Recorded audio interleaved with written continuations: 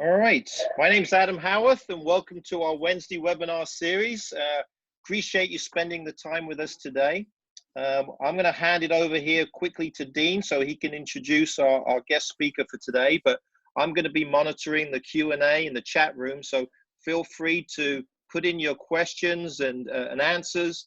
We'll kind of put those through in there, and especially in the chat room as well. If you have anything that pops up, we'll be happy to deal with that. So over to you, Dean.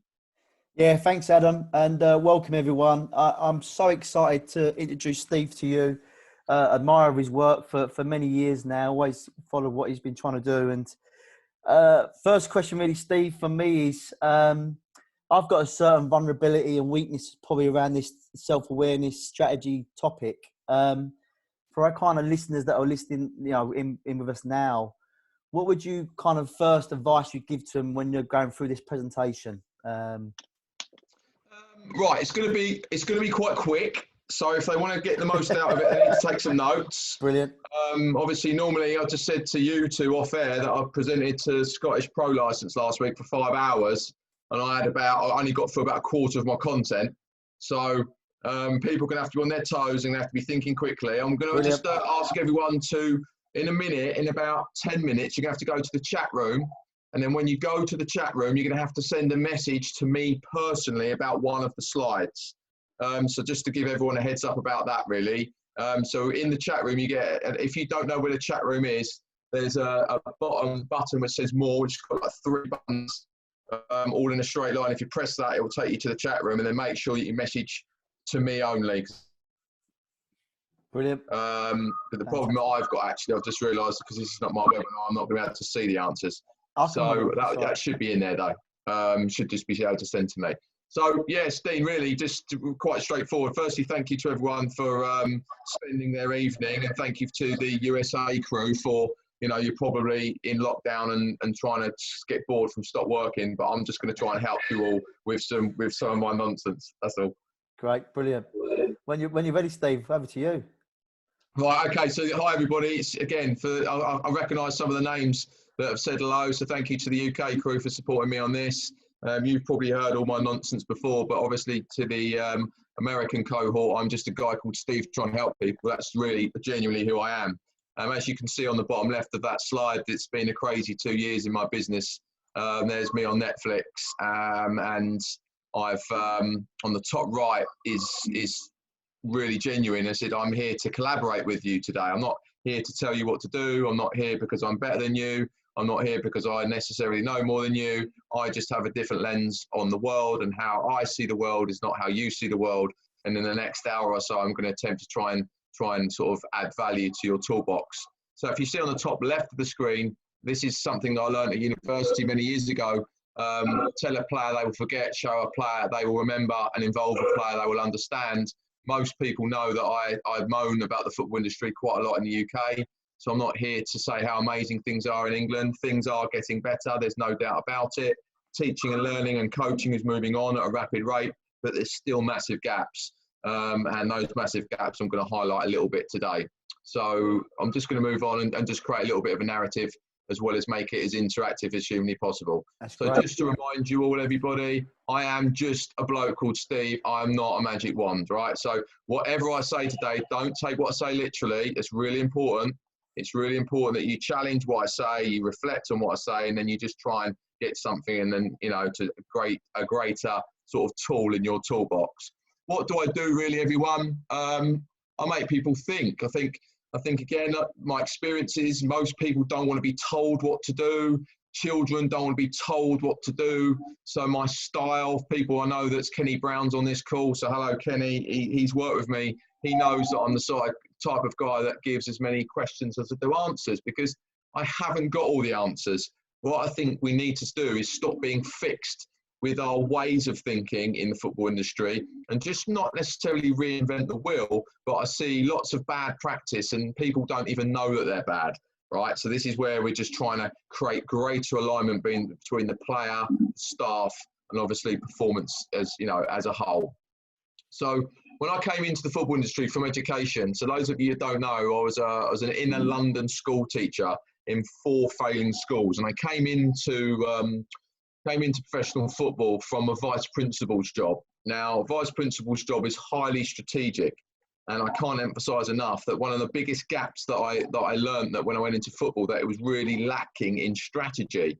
Not necessarily at the club I was at Millwall, but just I'd go to football league meetings and I'll just keep hearing talking about football. And there was an industry that I said that knew loads about 11v11, which is what you would expect. They didn't know how we learn about football. What do I mean by that?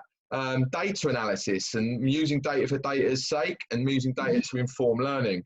I mean teaching and learning strategies and assessment for learning strategies and assessment of learning strategies. Now, all of these things I'm not going to have time to teach you today, but I'm just giving you some concepts which you need to write down in order to get the best out of how you are going to add value to the learning process in a football environment. So I just wanted you to really reflect on that quote is something I'm really passionate about. Stop talking about football and start talking about how we learn about football. That might even be asking good questions. That might be listening more effectively. That might be ensuring that there's eye contact going on when, so many coaches are missing eye contact. So many. So just small little 1% gains, tiny little details around how we add value to life, performance, etc. So I don't think it's harsh. It was genuinely my educated opinion, so let me justify it. I'm not going to go through all of these points. I'm just going to touch on the gaps that I saw in the football industry 6 years ago. Right, it's quite a lot. I'm not going to go through any of them. You can take pictures of these slides if you need to. BFL is behaviour for learning. So how behaviour impacts learning. P4L is philosophy for learning. Right, and asking philosophical questions which are much more broader than a right and a wrong. I saw gaps in team effectiveness, and I said this at the bottom right here, me, not we, had to change to we, not me. There's loads of great people in the football industry, but I just think there's some poor leadership going on from CEO down all through football clubs. And I think, again, when you get, I hear stories all the time of CEOs walking through football clubs and they don't even know the name of the people that's working in the building. So to me, that's quite common sense, but to not everyone. And in the book that I wrote, I call that zooming in and zooming out. So what I'm going to ask you lot to do in the next 40 minutes is to just try and zoom out from your world, where you think coaching is and where you think teaching isn't, etc., and just try and zoom out and just try and just stay with me for that time. So I want you to think about these statements. What I've planned for this, and Adam and me, and just so you're clear, Dean, Adam and I have been planning this for a couple of weeks. That's the detail that they hold with Illinois Soccer Youth Football. So that's brilliant for the people that are from Illinois, that you're in good hands. But these questions I want you to touch on later. So I'm almost going to give you a bit of homework when I'm gone. Now, I'm going to touch on the bottom one. Prove yourself or improve yourself. One of my biggest regrets is that I didn't explain this well enough in my book. Now, what I want you to think about as a coach and as a practitioner is what's more important, to prove or improve. Now, we know at first team level in England, we know that you've got to get 3 points and you've got to win matches.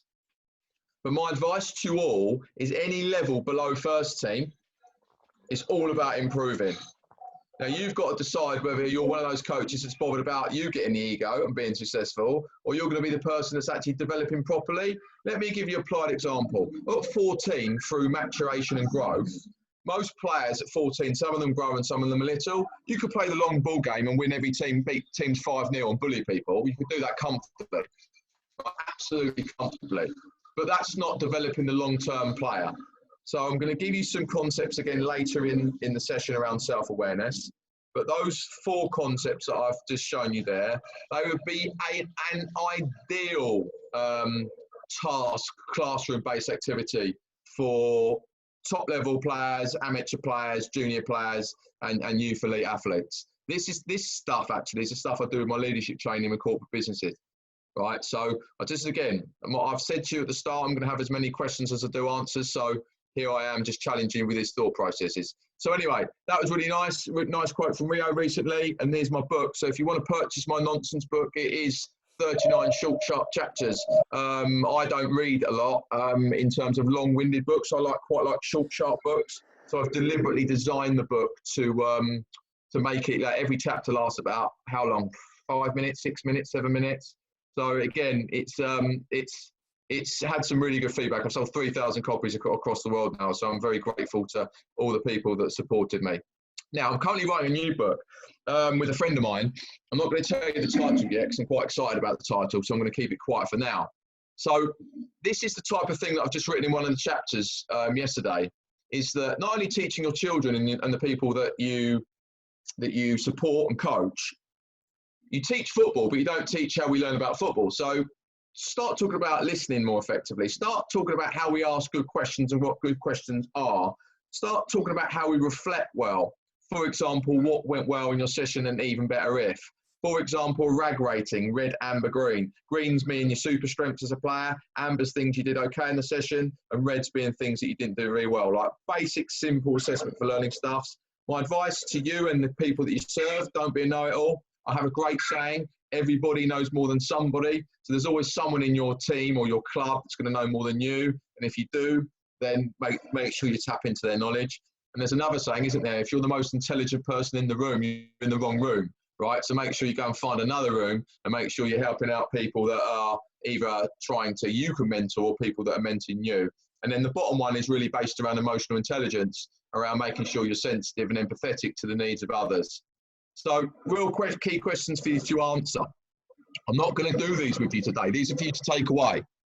I asked these to the Scottish Pro Licence crew last week, and I did it with the Scottish national team coaches as well. Question 1, how do you know that you know something? I asked this to Dean, didn't I, Dean, about how long ago? Probably a week ago. You and did, it yeah. Completely did you, didn't it? And in a good way. Question 2 is what comes first, thinking, knowing, doing, being, or believing? Now, take these away. This is just for you to coach and reflect on and think about, right? Bottom right, you'll see a word called epistemology. It's a life-changing word, right? Part of my work is to give lots of research and post stuff so people can eat it for breakfast. Epistemology has been written about in a book. Epistemology means the study of knowledge, right? So I'm going to say that again. Take your time to absorb it. The study of knowledge. So, here's the money shot for you all. What if you're knowing, as a coach, your knowledge is wrong, but you think it's right? And that's a very, very, very, very, very dangerous place to be. Again, I'm here to provide questions, not answers, but just something to reflect on. The reason I use posh stuff like epistemology is because most people know that I'm reasonably well read, not always, but I'm reasonably well read. And the reason I do that is because if people are not having Steve Sallis, which happens, I can be probably perceived as Marmite, they can't not have the toolbox and the research and the theory. So that's why a lot of my work is very research based, because research doesn't lie. Research is more scientific and research is more fact based rather than just my nonsense opinions. So again, just reflect on thinking, knowing, doing, being, believing, what comes first and in what order. And then when I'm gone, next week you can do this. What if you're knowing and your knowledge is wrong, but you think it's right and you don't even know it's wrong, etc., etc. So for those of you in the UK, you'll be aware of those 4 concepts that have been involved in the FA coaching program. Again, I'm not going to tell you what these are. Take a screenshot of this. This is absolute gold, everybody. I do this with corporate executives. I do this with school teachers. I do this with elite coaches. I do this around self-awareness. The topic of today's title was self-awareness. And I just want you to, I'm going to give you one little nugget here. The unconsciously incompetent there where you can see the arrow. In my book, I'm sorry to say it, everybody, I call those people clueless and they don't even know they're clueless. Right, so make sure that you know what you're talking about and make sure that the detail of your language and make sure that what you're teaching the kids or your players is accurate. Right, to give you a little bit of confidence, one thing I get annoyed with the Twitter warriors that tweet, you can't coach like this and you can't coach like that. They really wind me up, I can't lie. I think there's definitely ways to not coach and teach, but I definitely couldn't say how you teach. All I'd say is, as long as you get there, I don't give a shit. Just make sure that you maybe work backwards. And because I've done so much mentoring with teaching and coaching in the last sort of 20 years, I like to give people the freedom to coach how they want to coach. Right? So I think that's really important. But what I'm going to say is just make sure that you're getting the outcomes that everyone else is getting. You know, if you're getting the outcomes that the best coaches are getting, then I wouldn't really touch you in any way. I don't think there's a right way to coach. I can't lie. I don't think there is. I just think there's a wrong way to coach. But again, that's just my perception. So here, this is what I do. I'm working with corporates, FAs, and stuff like that, Premier League conferences and stuff like that. So I've had a good couple of years. Now, right, everybody, this is onto your task. And then once you get in the chat room, the next task is the easiest thing you've ever done. To make you feel any better, Adam and Dean did this the other week and absolutely nailed it, lads, didn't you? I was really proud of you, actually. You did a really good job. So yes, we did. Everybody, I'm going to give you 10 seconds to count the letter F in the greeny blue text. When you've done that, everybody, you're going to put the chat, yes, you're going to put the chat to me. So where it says to, at the moment it says all panelists. Right, I'll just want you to put it, in fact, Adam and Dean, will that come through to the three of us? Yeah, that's fine, yeah. Right, yeah, we'll take that. That's okay. Right, everybody, be prepared. 10 seconds to count the letter F in the greeny blue top box. It's the easiest thing you've ever done. 3, 2, 1. Go.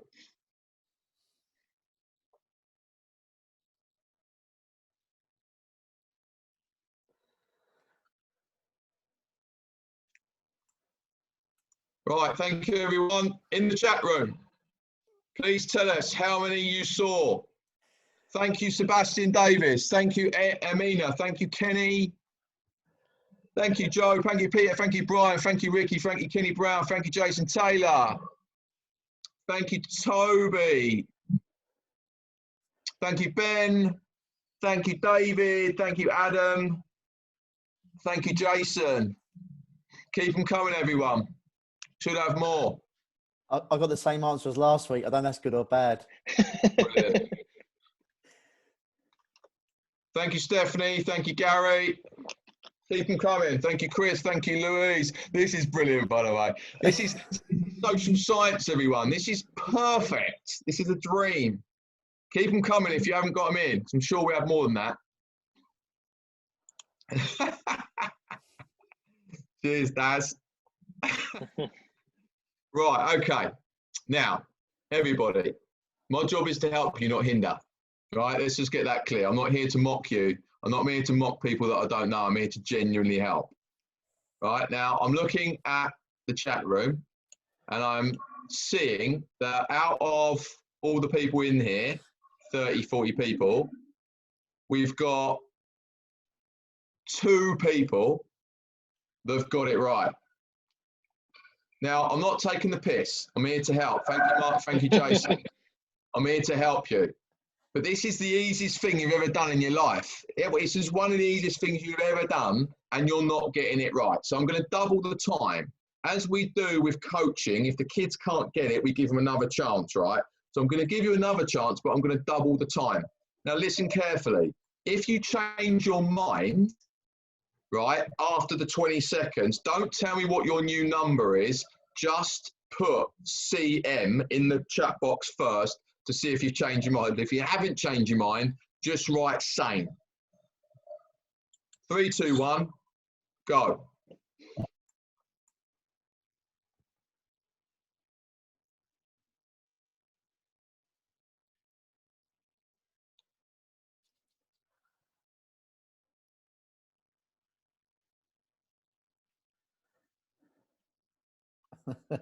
Brilliant. Brilliant. Okay. Thank you. Keep them coming. So change mind or same. So I want to keep going. Thank you, Ben. Change mind. Seb, change mind. Jason Taylor, same. Keep them coming, everybody. Same, Joe. Thank you, Louise. Thank you, Toby. Thank you, Mark. Thank you, Stephanie. Thank you, Ricky. Keep them coming.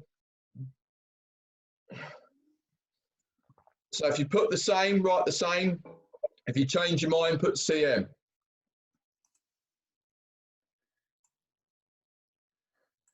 Right, everybody. We've got about half and half at the moment that are now changing mind. Now, the people that have changed your mind, can you now write your number in? And the people put the same, put the number in again then. Thank you, Stephanie. So just put your number in. Thank you, Kenny. Thank you, Ben. Thank you, Ricky. Thank you, Joe. Thank you, Amina. Thank you, Louise. Thank you, Adam.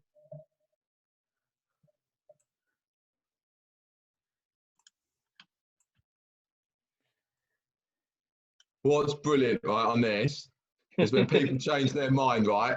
People change their mind and they're still wrong. It's brilliant. Absolute gold. Right, keep them coming. It's a few people that we're still waiting for. So, at the moment, everybody, we've got about, true story, we've got about a third of people that have got it correct in one aspect. A third. So, no joke. I'm going to give you one more opportunity to see it. Now, when I say a third, there's two ways to be right at this. I'm going to throw you a curveball. A little bit like coaching. Sometimes you have a disagreement with a colleague. Two ways to be right. 4 and 4 equals 8. 5 and 3 equals 8. And 6 and 2 equals 8. But sometimes just different concepts get you there. Right, final time. Go.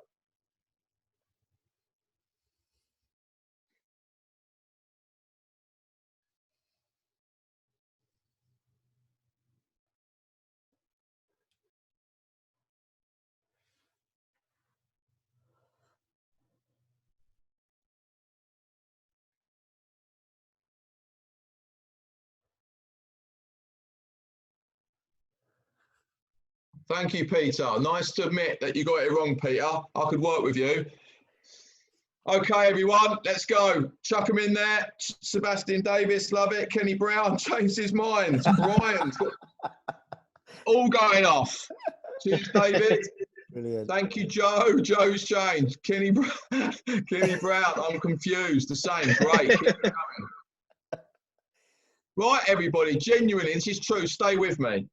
Right, there's lots of messages, genuine messages. I'm really, really passionate about helping people. It's one of the things that I really love doing. Whether you got it right or you got it wrong, I'm telling you, there's 40 people in this chat room, 30 people, and you're all seeing something different. So there's ever a message to you all, please just make sure that when you coach and when you teach and when you work with people, stop causing havoc at work, because how you see the world and how you see coaching and you see teaching is not how your players see teaching, and it's not how your staff and your colleagues see teaching and coaching. Now, at the moment, we've got about 3 people that have got it correct, and I'm not taking the piss. And I've given you 3 times. So what I'm going to ask everybody to do is, Sebastian Davis, can you undo your mic, please, and say hello?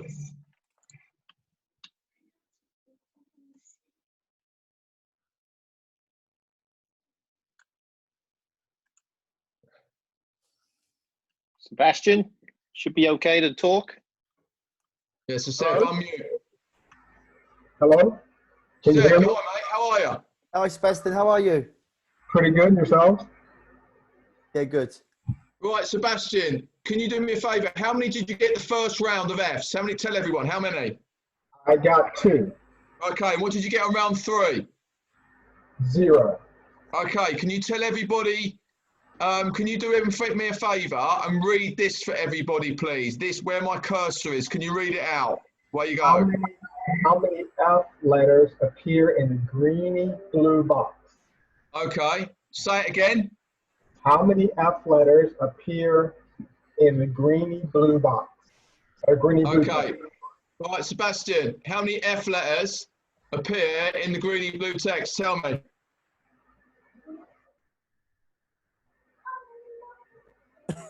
0.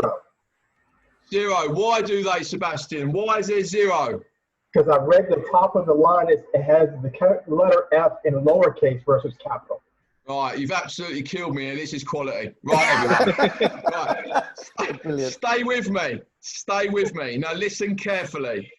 Me being pedantic, right, there's 2 ways to be right. There are 6 Fs. Stay with me. Finished, files, of, scientific, of. So I've done you completely. Now, everybody got it wrong. Now, let me explain why you got it wrong. Sebastian just read out how many F letters,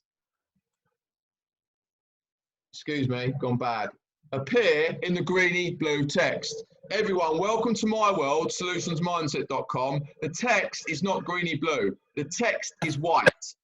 So I've just absolutely swerved all of you with something about, again, what is my message? Attention to detail. Right, I've said count the letter Fs. Go back to this slide, how many F letters appear in the greeny blue text. The text is not greeny blue, the text is white.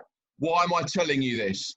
I'm telling you this because the great people that I've worked with work on attention to detail. I'm telling you this because a side foot pass from a centre midfielder into a wide man, they do it 100 times, but they might miss the detail and the connection and the weight of the pass. I'm telling you this because sometimes we don't see the world how everyone else sees the world. Now, those of you that didn't get 6 after 3 goes, I'm telling you, that's a really easy thing to do and you've still not got it right. Just imagine how the kids feel. Imagine how your staff feel when they can't get things as quick as you. Anyway, enough of my nonsense, moving on. So, this is really my business model. The lens. I've just spoke to you all about the lens. You don't see the world how Steve Sallis sees the world. And Steve Sallis doesn't see the world how Dean Harding sees the world. Me and Dean have got a little bit of history. We played football together 20 years ago in the same team. So we see the world a little bit more similar to maybe Adam and I, who have just recently met. The filter, part of my business model, is take what you want today, discard what you don't want. But if you haven't learnt from that, I might as well quit life. And then the toolbox is really, you need as many tools in your toolbox to be effective at your job. My dad was a plumber, true story, and he'd say to me, son, have you got a hammer? And I say, sorry, Dad, I've only got a screwdriver. He'd say, son, have you got a wrench? And I say, sorry, Dad, I've only got a screwdriver. He'd say, son, have you got a spirit level to line up the radiator? And I say, sorry, Dad, I've only got a screwdriver. And as a coach, if you've only got one tool in your toolbox, you're going to be banging trouble. So make sure that you are making everything that you can to be upskilling yourself as a practitioner. The final one, number 4, is the computer, the chin paradox. If you haven't read the book, I advise you all to go and read it. It is life-changing around emotional management of the mind and the brain. I won't have time to deal with it today. So there's the tools, more choice. Can't emphasize that enough. If you only got one tool in your toolbox, you're going to be banging trouble as a practitioner. Final reminder, success isn't always that clear. So be calm with your colleagues, be calm with the kids. Sometimes it's black, sometimes development is white, but the experienced people around us know that life and performance and elite performance is often grey. So what is my advice again? Be calm, be sophisticated, be really articulate with your mind, your language and how you behave, because we know that things with development are not as clean cut as we always want them to be. Right, really, really important. So there's a bit of what I'm doing. Vulnerability, bottom right-hand side. How vulnerable can you be? It's really important to try and be vulnerable. The problem with being vulnerable, everybody, the problem with it, if you're hanging around people, coaches, that are emotionally weak and needy and insecure, they see your vulnerability as weakness. But vulnerability should be a strength. But you need the right culture at a club to say, do you know what, Dean? I'm not sure about that. Can you help me? I'll give you an example. Everyone that knows me in this room, I'm not a great coach because I don't coach very much. It's not what I do anymore. It's something that I could probably learn and become good at again, but it's just something I don't do. So if I ever went into a football club, I would definitely go and get an elite coach next to me because they would be the people that would know more than I do.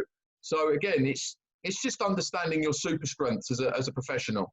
I've managed to carve out a niche in the football industry. Most people in the football industry at the moment are calling me a sports psychologist. I'm not a sports psychologist. I'm just a bloke called Steve trying to help people. My master's degree, however, was in educational psychology. So it's a little bit pedantic, whether you call it sports psych or ed psych. They're the same things, trust me, right? Just different concepts under a different banner. Bottom left, obviously you can see me on a night out with one of my best mates. Let me explain who he is. He's really humble, he's really kind, he's really, really clever man. And he's played against Ronaldo. And one day, he knocked on my door and he said, Sallis, I need your help. And I'm like, mate, you don't need my help, I need your help. I said, you played against Ronaldo. So this guy, Dave, is just very, very, very humble man. Now, why have I put professional person on the top left hand? We disagree on things in the workplace more than any person I've ever disagreed with, but it's never personal. He's now become one of my best friends in the world in and out of football because of something we grew at work. Why am I telling you this? You are allowed to disagree with your players. You're allowed to disagree with your colleagues, whether you're a football coach or not football coach. The key to disagreement is having alignment with, this is always professional. Everything that I say in this building is always, always professional. And then you don't get people driving home in the car saying, oh, Coach Dean's an idiot because he said he did something I disagree with. It's not about that. It's just about creating a better environment for the kids. So why am I telling you this? Because disagreement is really helpful as long as it's done in a professional way, right? And that's where the only way we're going to move soccer in the US is by challenging the current norms, right? It's something, you know, I've got a lot of friends in the US and a lot of them are telling me similar trends. So what would they say to me? The boys love you, but you're so hard on them. Yeah, I am hard on them. I'm hard on them because I give a shit. Right, but Dave wouldn't always see the text messages and the phone calls at 9 o'clock at night, and me dovetailing my strict behaviour at work. You wouldn't always see that. So again, I want you to think about your super strengths and what you do to add value. And if you've got people in your building that can maybe dovetail, what do I mean by that? Soften the blow. That'll be key. I've got Kenny Brown sitting in this room. Kenny, I'm lucky that we work together. Kenny, similar aspiration, but very different character to me. That therefore adds value to the process in an academy environment, right? You don't always need the same type of people in the building. You just need different types of people, right? Now, I love a bit of theory, everyone. So please take these theories and look them up. I'm not going to teach you them what they are, right? They are gold. They are teaching gold, right? Please use them and apply them in the future. So there was me, a failed footballer. I call myself on Twitter these days, Brighton and Hove Albion. If you're wondering how old I am, look how bad the pitch is. Shocking. Right, no wonder I've got arthritis in my hip. Right, so I wasn't good enough to do that. So there's my godfather, Teddy Maybank. If you see in the top right, he played with George Best. Right, so my childhood environment was pretty cool, to be fair. I was around Teddy all my childhood. So an absolute legend of a man. I write about him in my book as a maverick. He's a complete maverick. He's a complete left field guy, but yeah, brilliant guy to be around. So anyway, I wasn't good enough to do this as a footballer, so I went and did this instead. Those of you who know me know that this is about my journey. But I worked, you've got to try and find me in that photo, Adam. If you can't see me, then... I think I got you. Yeah, my experiences, everybody, are different. As I say, in the football industry, they're not better. I don't know more than the people in the football industry. I've just got a different lens. I just see the world in a different way. And I think what these experiences in inner London schools enabled me to do was just be a more sophisticated thinker. You know, what did I learn about African and Caribbean culture? I learned so much. Again, so much that the average football coach wouldn't know. What did I teach? I think I said in my book, I taught 32 different sports as a PE teacher. And although those different sports have enabled me to really understand teaching and learning at, I think, a more diverse level, it still baffles me that football coaches don't take the kids to go and play basketball and rugby and more invasion games. It still baffles me. I think there's so much to be learned from other sports. I once learned that the backward pass in basketball is the most important pass to be able to suck teams on for you to then play in behind, because the basketball court's a lot shorter. But in football, there's this obsession with forward passing, isn't there? So again, not saying that I'm right, I'm just saying that other sports give you different concepts and different theories and give you different debates about coaching. So there's me when I left teaching, went to Millwall, obviously professional club in London. Best time of my life, to be fair. Miss it badly, miss the people, miss the players, and really good times. And then loads of the, crazy Jimmy. Obviously, when you manage Leatherhead, you don't manage Leatherhead, you manage Jimmy, right? So I had to manage him as much as I had to manage the team. So I can coach if I want to. I just choose not to do that for my career. It's not something that I want to do every day. When you're a PE teacher in London and you get wet for 17 years, like putting cones out, it's not what I want to do anymore. I'm not bothered about being outside. And obviously I had an opportunity 2 years ago to go and work for the national football team. So very, very grateful. Let me just follow my cursor. Stay with me, everyone. I'll be finishing shortly. This kid here, Jude Billingham, he's a lad that's playing at Birmingham, played 38 games this year, I think at 16. He turns up to England camp with a foam roller under one hand and his laptop on the other hand and his bag over his shoulder. And he turns up 2 hours early and he says, Steve, I'm going to go and get some homework done in the library. So if there's ever evidence of what a character needs to be, then Jude Bellingham is your man. So I'm very fortunate to still be in touch with him. He's been really loyal. Jude's also got like a 40-year-old head on a 16-year-old shoulders. He probably does more charity work than most those current professionals. So again, just another reminder, like, you know, these kids that we're producing in the UK, thankfully, are becoming much better characters because of the people around them. So when I went from England back to Millwall just for a couple of months, all the staff are saying to me, "Oh, Sallis, what was it like? What was better? Was it the football? No. Was it the sports science knowledge? No. Was it medical, pastoral teaching, learning, leadership, use of data? No, it wasn't any of those things. The difference between Millwall and England, the people in the room were just better listeners." So let me explain that. The knowledge about football was exactly the same. It was the conduct of the staff was so classy.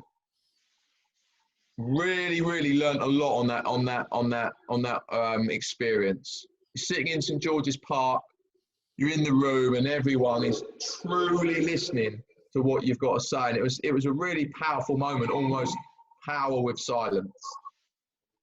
So this is the guy that changed my life. He even looks like a professor, doesn't he, everyone? He's a legend.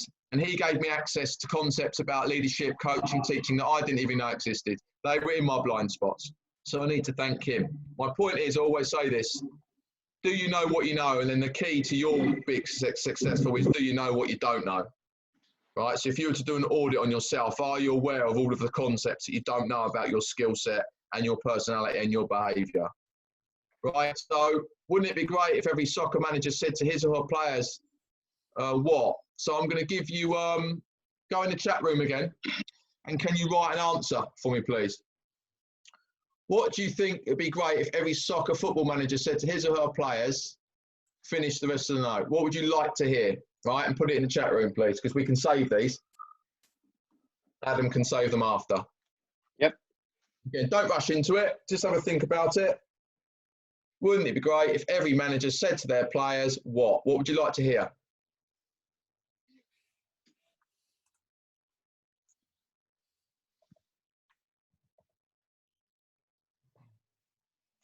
Thank you, Ben. Thank you, David. Yeah, good shout, Joe.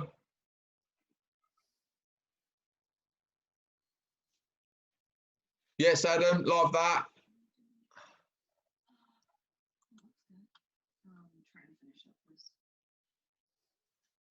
Guys, you've got some really nice answers.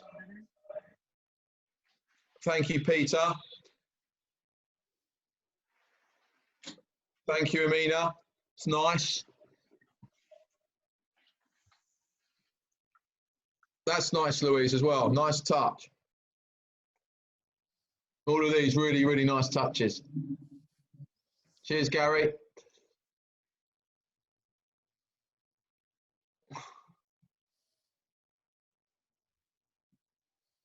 Yeah, nice, Darren. Nice, Ben. Okay, so good. So we've got some wise people in this room. It's really nice. So I've just put that. This is what I put, probably similar to what you put, really. Yeah, simply, what can I do to help you? Wouldn't it be brilliant if every boss said that at work? Wouldn't that be brilliant? Right. So a lot of my work is crossovers, really: business, work, coaching, development, player development. But well done with your answers, everyone. So next task. I want you to define the word intelligence. This is going to be really important that we're going to get through this. Now, again, give yourself some time. I want you to create a sentence in the chat room. Right, so Google states, obviously it's funny Google, isn't it? Because we always think Google is gospel, but that's just what Google states. Now, can you create your own definition for intelligence? Right, I'll give you 60 seconds. Where you go.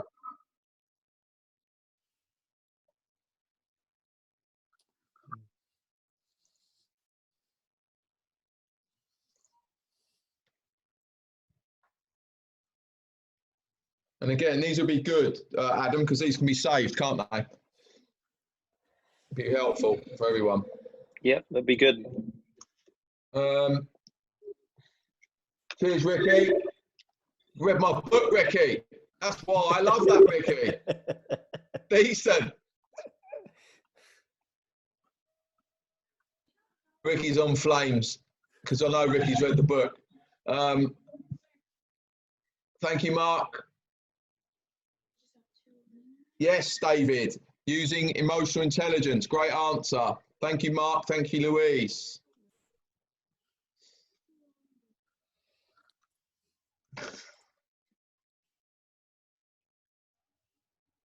Okay, nice. Cheers, Ben. Yeah, nice one, Ben. Yes, Gary, good shout. Love the wisdom one. Wisdom's fantastic word. Yes. Cheers, Toby. Great stuff. So, everyone, right. Just conscious of time and getting through this as well. So, what do I say? There we go. Just simplify it. How you behave. Now, let me justify this. Every single doctor on the planet has got a PhD, the highest qualification you can have. And sorry to say it, some of them are shit and brilliantly, some of them are X Factor good and they save your life.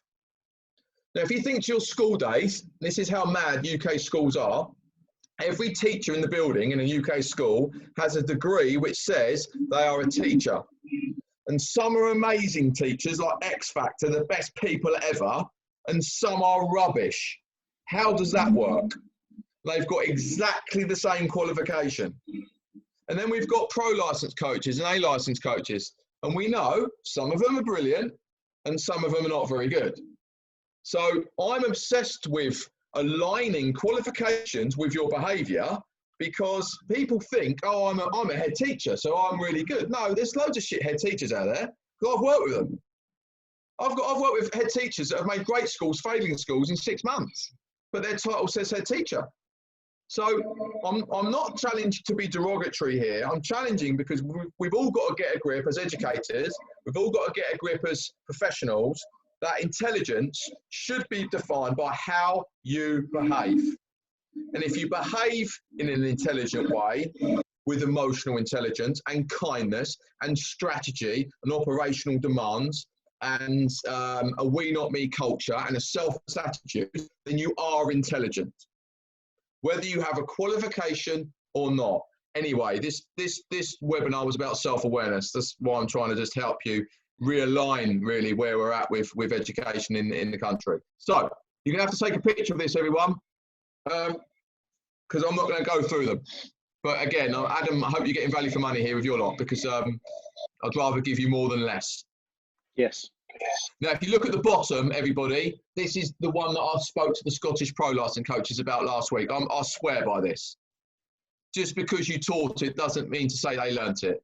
Please, everybody, if you learn one thing today, repeat that in your head forever and keep reminding all your coaches in coach development that is the #1 thing that I see in coaching compared to teaching. Teaching is miles deeper in terms of how we measure learning.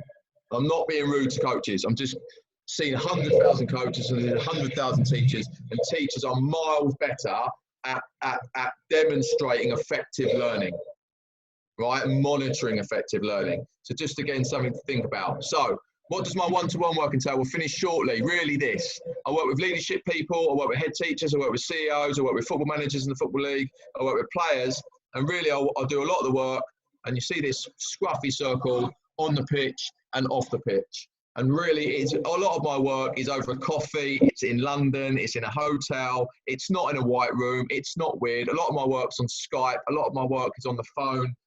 And if I had £1 for a football player, that when conversation 1, they say, Steve, I need your help, and they say, I'm not performing very well, they want performance support.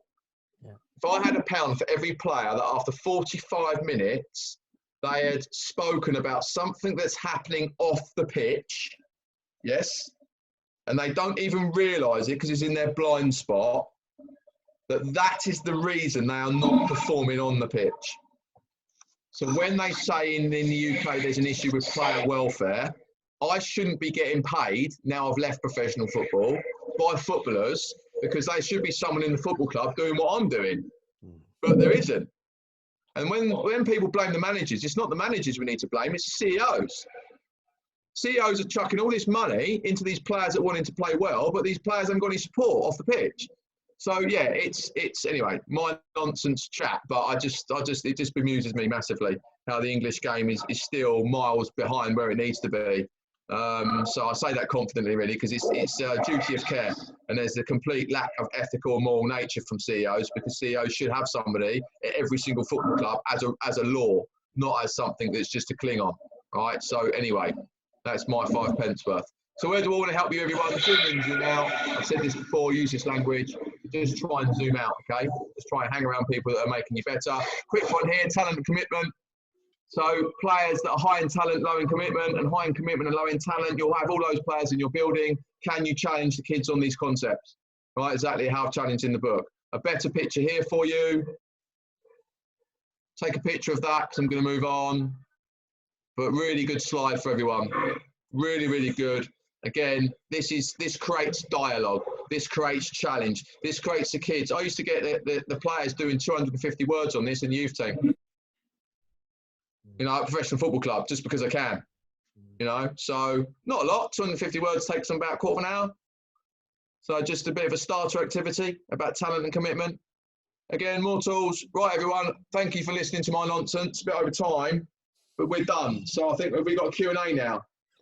Yes, for sure. Go ahead, Dean. Do you have something first? Steve, absolutely brilliant. And I've written down notes, seriously, and I'll certainly self-reflect myself after this presentation. But one little question from me, because we probably have coaches within this presentation webinar that are at different levels. What would be your advice to someone that's starting out their coaching career and someone that's obviously at more higher ranks, you know, within their kind of career structure? Oh, just want to learn. I know it's a standard answer, Dean, isn't it? Just want to learn. Like, I'll give you an example. I have a saying like about bus queues, right? So bus queues in England are where people queue at a bus. Yeah. Like that type of coaching is still going on. Like, I don't know why it's going on, but it's still going on. So yeah, just make sure. You know, when I said in the slide, Dean, at the start, that you're knowing. Yeah. Just constantly reflecting all the time about, is my knowledge, is my doing, is it right? That's all. If you ask yourself that question, then you're going to be in a really good place as a coach. And I think that refers back to when I first started coaching, and I may have watched Kenny Brown. Sorry to pick on you again.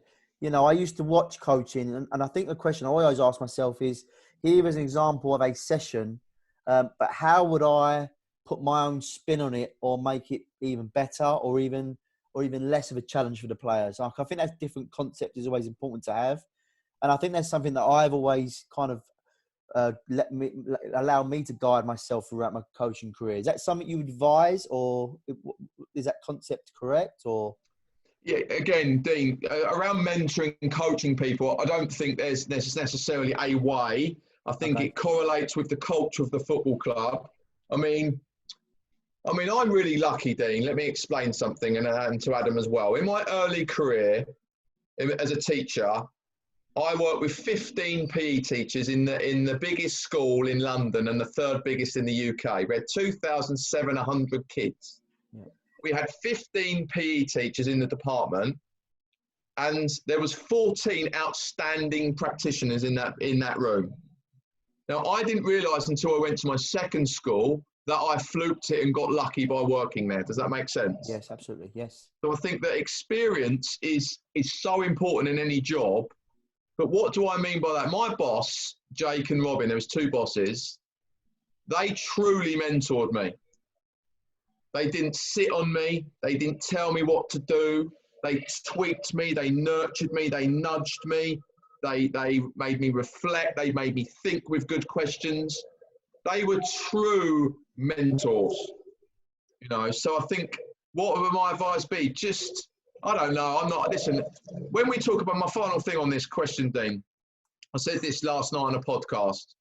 We talk about teaching, learning, coaching, leadership, and management. Yeah. I don't think it's any of those things. I think it's influence.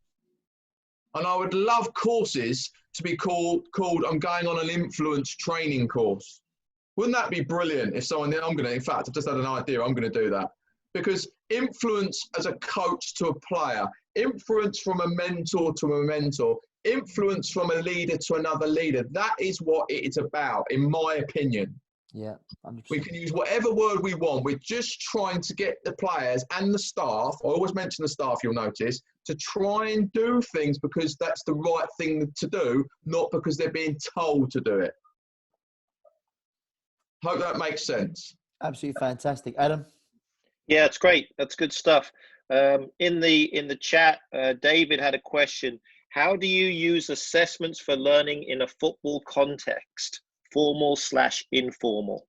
Right, cheers, good question. So I'm going to whiz through assessment for learning. Self-assessment, peer assessment, teacher assessment, written feedback, oral feedback. So they're all the processes. So self-assessment, where am I at? RAG rating, what went well, even better if. Peer assessment, RAG rating, what went well, even better if. My centre-half partner, my defender partner. You can do that on a think, pair, share, square in self-assessment, peer assessment. So left back, both centre-backs, and then the back four. So the think, pair, share, square is a no-brainer, as a question in terms of hitting all assessment. And then in terms of written feedback, obviously at professional clubs, David, we have written reports. So that would be another method of assessment. And then verbal feedback, David, is just what you're telling them during the week in the session. So yeah, they're the main aspects. I hope that answers a really complex question very quickly. I'm just conscious of time. That's really good. Rick had a question. Would you recommend coaches study a teaching degree to help develop our knowledge, skills, delivery? You know I'm going to say yes to that. but again, let me explain something. I've just said so many teachers do a teaching degree and they're still rubbish, right? So it's not about, it's what I'm saying, it's not about the degree, is it? It's about the knowledge. Does that make sense? Different things, aren't they? Yeah, it's the journey. Yeah, Rick, you can go and get the knowledge without the degree. You know, that's what I'd say. And the same as coaching. You know, go and do an A license in the UK doesn't mean you're any good or not. Yeah. So I think it's a brilliant question. Yeah, the easiest answer is whether you really want to do that. You know, whether you have time, whether you can afford it, because we know that education is difficult. And just to add to that, Steve, obviously some of my best colleagues that I worked with in coaching just purely were good at coaching at under 11 or under 12 level. You know, that was their kind of specialist, you know, in terms of that was their niche, you know. So my kind of point to the coaches listening is don't think that working with the 18s or the 23 or even the first team is necessarily seen as a higher ranking or better coach. Some of the best coaches I've ever worked with have worked at that, you know, kind of younger, under 11, under 12 level. Good point, because that's a really good point. Which is a great concept, and the more you study and knowledge skill level, you'll start to see it. And for example, Dean, like I'm rubbish with the below 11s, like rubbish. I wouldn't have a clue. Like I'll be the one to be the worst. Probably be a little bit better, and it gets to probably I mean adults down to 16, 15-year-olds is probably my niche age group. So yeah, I think a really good point, Dean, is that, you know, have your super strengths linked to what your skill set is and linked to your cohort. That's great. Peter sent in a question earlier, kind of relates back to the 11s and 12s we're just talking about. Do you guys believe, I think he was addressing it to everyone, but I'll put you on the spot, Steve. Do you think we're going to have a difficult struggle to re-engage with players after the long period of rest? Obviously, no chance. I mean, like, I know most kids are desperate. We're all desperate to get out. I mean, if you're not enthusiastic about getting out on the ground, even I might start coaching again. I'm desperate. Yeah. I'm missing it.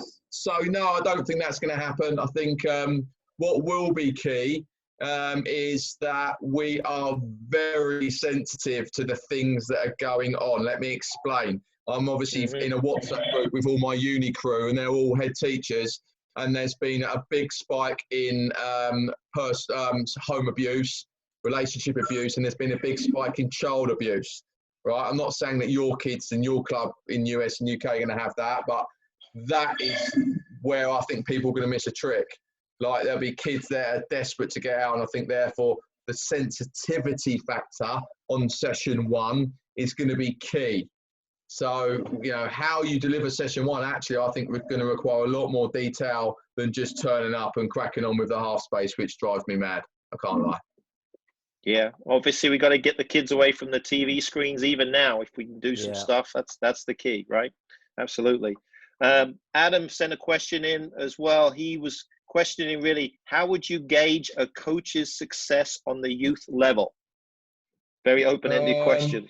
Yeah, do you make the players better? Are they, feedback? So I always look at feedback. So instead of looking at my opinion, we look at facts. Can we get survey monkeys? How do the kids feel about your coaching? How do the parents feel about your coaching? I do survey monkeys. Survey monkeys are a standard thing to do in a school. Let me explain why. I can't go to the governors as a vice principal and they say to me how the year 11's getting on, and I say, oh yeah, they're really good, they're doing really well. They'd laugh me out of the room, right? So I need evidence. So evidence, we call it evidence and impact, right? Here's the impact, Mr. Governor, here's the evidence.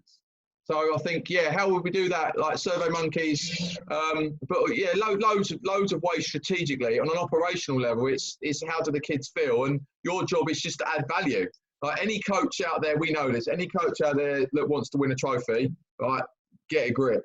Right, those people need to do one because they are ones. Even head teachers in the private school sector in the UK, Adam and Dean, as head teachers and fans directors of sport, we want to win trophies. Yeah. Crazy. Right, and that is not. Listen, we all like winning, but I think that winning can really overpower development. It really can. So I think that's the easiest answer to say that. That's good. Question in as well, and I'll kind of spin it a little bit on my way as well. Any influences? I know you spoke about a couple of people that you had in terms of your influences. Who would you recommend for some of the people out here now that they could look into, that you found a lot of good information on that would help them in their coaching and their teaching? Oh, loads of people. I've written all of them in my book. Howard Gardner, Multiple Intelligences, Carol Dweck, Growth Fixed Mindset. Philip Tetlock talks about the problem of experts and hammers experts are all bullshitting about data, professors. Who else do I follow? Abraham Maslow, John Dewey and Donald Shon, right, the reflective practitioner in 1970s about how to reflect well, what reflection is. And then more modern books, standard stuff, Adam, like The Legacy by James Kerr, Don't Die with the Music in You, Wayne Bennett. I think Kenny Brown, if you're still listening, you've still got that book of mine. You need to get back to me. That's my favourite book. The Talent Code by Daniel Coyle talks about deep practice. Brilliant book. And so I'm very research based, Adam, for a reason, because I have to be, because when I'm walking into corporate companies, they're not paying me for my experiences, they're paying me for my research, really. Definitely that's great. All right, anything else, Dean? I think we're through the questions. It looks like we've had a good Q&A here. Anything here for you, Dean? Absolutely brilliant. Thank you so much, Steve. Thank you for your time, and I hope to see you very soon. No, I'm just grateful everyone's turned up tonight. It's just obviously we're in lockdown. Hopefully we'll be out soon. So just genuinely, everybody, I'm so thankful that you've managed to spend an hour listening to my story, and it is with passion. So remember, don't take what I say literally. Just challenge yourself and keep hanging around people that are going to make you better, and also people that are going to be kind, right? Because a lot of people in life, unfortunately, are not doing that. So hang around people that are going to really help you. All right, that's really, really important. So thank you, and Dean and Adam, for giving me the opportunity. I'm really chuffed. Steve, how do we buy your book? How do we, just for people that may listen, can you give us information here about how to purchase your book? Yeah, just solutionsmindset.com. You can get it and pay. There's a PayPal link on there. Okay. So, cheers. Thanks, everybody. Stay safe. Absolutely brilliant. Thanks, Steve. Thanks, Dean. We'll Thank you. see you again soon. Take care, everyone. Thanks.